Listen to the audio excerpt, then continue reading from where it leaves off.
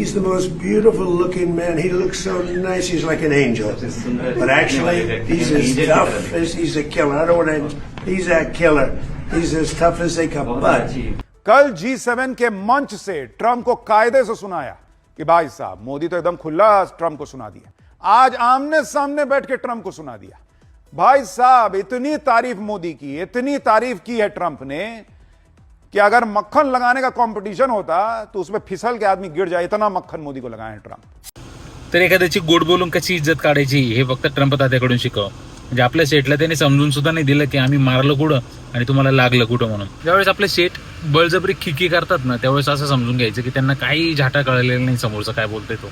आणि हे आपली गोदी मीडिया त्याची आण सोडण्यात बिजी की आमच्या पप्पाने ट्रम्पकडे बघितलं नाही, आमच्या पप्पाने ट्रम्पचे हात नाही मिळवला, आमचे पप्पा ट्रम्पची बोलले सुद्धा नाही।